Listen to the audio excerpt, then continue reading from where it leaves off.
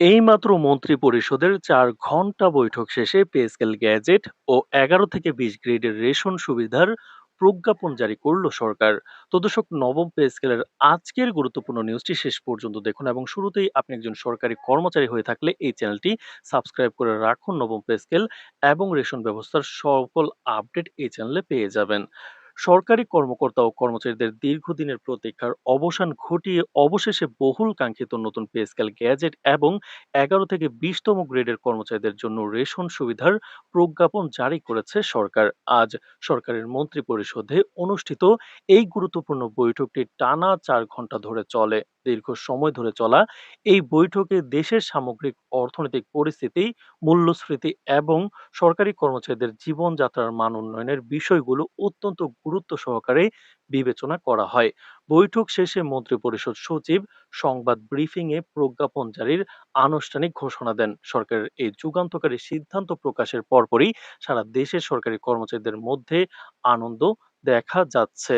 এই নতুন প্রজ্ঞাপন অনুযায়ী সরকারি চাকুরিতে কর্মরত ১১ থেকে ২০তম গ্রেডের কর্মচারীরা এখন থেকে নিয়মিত রেশন সুবিধা পাবেন। নিম্ন ও মধ্যম আয়ের এই কর্মচারীদের নিত্য প্রয়োজনীয় পণ্যের বাজার মূল্যের ঊর্ধ্বগতি থেকে সুরক্ষা দিতেই মূলত এই বিশেষ রেশন ব্যবস্থা চালু করা হয়েছে। দ্রব্যমূল্যের ঊর্ধ্বগতি ও জীবনযাত্রার ব্যয় বেড়ে যাওয়ায় এই উদ্যোগ নেওয়া হয়েছে। মন্ত্রিপরিষদ বিভাগের মাঠ প্রশাসন শাখার উপসচিব মোহাম্মদ মামুন বলেন, আজ মিটিংয়ে যেসব রেশন উন্নয়ন কার্যক্রম নিয়ে আলোচনা হয়েছে তা গ্যাজেট আকারে প্রকাশের কাজ করছে বিজি প্রেস। বিশেষজ্ঞরা মনে করেন, এ প্রস্তাব নিম্ন ও মধ্যম আয়ের সরকারি কর্মচারীদের জন্য স্বস্তির বার্তা হতে পারে। তাদের মতে এ ধরনের উদ্যোগ স্বল্প আয়ের জনগোষ্ঠীর জন্য ইতিবাচক দৃষ্টান্ত স্থাপন করবে। তবে প্রকল্প বাস্তবায়নের সঠিক পরিকল্পনা, পর্যাপ্ত বাজেট বরাদ্দ এবং স্বচ্ছ ব্যবস্থাপনা নিশ্চিত করা জরুরি।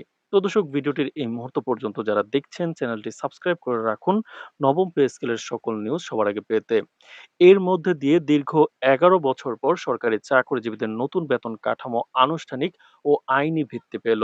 অর্থ মন্ত্রণালয়ের সূত্রে জানা গেছে, ঘোষিত এই নতুন বেতন কাঠামো ২০২৬ সালের ১ জুলাই থেকেই কার্যকর বলে গণ্য হবে। মূল্যস্ফীতি এবং জীবনযাত্রার ব্যয় বৃদ্ধির বিষয়টি মাথায় রেখে এবারের বাজেটে অর্থমন্ত্রী আমির খসরু মাহমুদ চৌধুরী এই পে স্কেল নীতিগত ঘোষণা দিয়েছিলেন। তবে আইবাস প্লাস প্লাস সফটওয়্যার এবং বেতন নির্ধারণ সংক্রান্ত কিছু জটিলতার কারণে গ্যাজেট প্রকাশে কিছুটা বিলম্ব ঘটছিল। নতুন গ্যাজেট অনুযায়ী পূর্বের ২০টি গ্রেডের কাঠামো অপরিবর্তিত রাখা হলেও প্রতিটি গ্রেডের মূল বেতন প্রায় ১০০ থেকে ১৪০% পর্যন্ত বৃদ্ধি করা হয়েছে। সর্বনিম্ন অর্থাৎ ২০তম গ্রেডের কর্মচারীদের মূল বেতন পূর্বের ৮,২৫০ টাকা থেকে বাড়িয়ে ২০,০০০ টাকা নির্ধারণ করা হয়েছে। অন্যদিকে সর্বোচ্চ প্রথম গ্রেডের কর্মকর্তাদের নির্ধারিত মূল বেতন পূর্বের ৭৮,০০০ টাকা থেকে বাড়িয়ে কিন্তু ১,৬০,০০০ টাকায় উন্নীত করা হয়েছে। মধ্যবর্তী অন্যান্য গ্রেডগুলোতেও সরকারি কর্মচারীদের পদমর্যাদা ও দায়িত্বের উপর ভিত্তি করে যৌক্তিকভাবে বেতন বৃদ্ধি নিশ্চিত করা হয়েছে, যা প্রজাতন্ত্রের কর্মচারীদের জীবনযাত্রার মান উন্নয়নে বড় ভূমিকা রাখবে বলে মনে করছেন সংশ্লিষ্টরা। এই নতুন বেতন কাঠামোর আওতায় ১ থেকে ২০ গ্রেডের জন্য নির্ধারিত পূর্ণাঙ্গ বেতন তালিকাটি অত্যন্ত সুশৃঙ্খলভাবে সাজানো হয়েছে।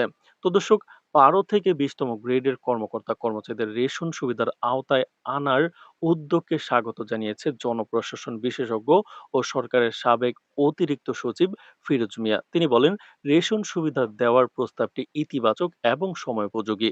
দ্রব্যমূল্যের ঊর্ধ্বগতি ও জীবনযাত্রার ব্যয় বৃদ্ধির কারণে সরকারি কর্মকর্তা কর্মচারীদের জীবনযাপন বেশ কষ্টকর হয়ে উঠেছে। আবার অনেকে দুর্নীতিতে জড়িয়ে পড়ার অজুহাত হিসেবে সরকারি সুযোগ সুবিধার অভাবের কথা বলেন। রেশন সুবিধা চালু হলে এ ধরনের পরিস্থিতি নিয়ন্ত্রণে আনতে সহজ হবে। তো দর্শক, তিনি আরো বলেন, তবে সরকারকে রেশন ব্যবস্থাপনা অত্যন্ত সতর্কতার সঙ্গে পরিচালনা করতে হবে। অনিয়ম হলে বা প্রকৃত উপকারভোগীরা সুবিধা না পেলে তা হিতে বিপরীত হতে পারে। তো দর্শক, ভিডিওটির এই মুহূর্ত পর্যন্ত যারা দেখছেন চ্যানেলটি সাবস্ক্রাইব করে রাখুন নবম পে স্কেলের সকল নিউজ সবার আগে পেতে। তো দর্শক, ১২তম গ্রেডের পদগুলোর মধ্যে রয়েছে অফিস সহকারী কাম কম্পিউটার মুদ্রাক্ষরিক, হিসাব সহকারী বা কেশিয়ার, ৬০ মুদ্রাক্ষরিক কাম কম্পিউটার অপারেটর, গুদাম রক্ষক, নিরাপত্তা পরিদর্শক, ডাটা এন্ট্রি সুপারভাইজার, অডিটর এবং জুনিয়র ইন্সট্রাক্টর। তো ২০তম গ্রেড সরকারি চাকরির সর্বনিম্ন বা চতুর্থ শ্রেণীর স্তর সাধারণত এইচএসসি বা সমমান শিক্ষাগত যোগ্যতায় এসব পদে নিয়োগ দেওয়া হয়। এই গ্রেডে পদগুলোর মধ্যে রয়েছে অফিস সহায়ক, নিরাপত্তা প্রহরী বা নৈশ প্রহরী, পিয়ন, মালি এবং ঝাড়ুদার বা পরিচ্ছন্নতা কর্মী। বর্তমানে সরকার নির্ধারিত সুলভ মূল্যের রেশন সুবিধা পান ১০টি প্রতিষ্ঠানের সদস্যরা।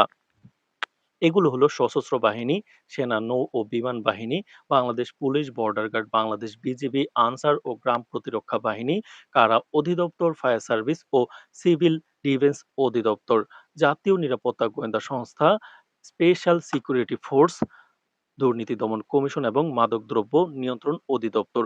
পুলিশ বাহিনীতে ৪ সদস্যদের একটি পরিবারের জন্য মাসিক রেশন বরাদ্দ, সাধারণত ২০ কেজি চাল, ২০ কেজি আটা, ২ কেজি ডাল, ৪.৫ লিটার সয়াবিন তেল এবং ২ কেজি চিনি।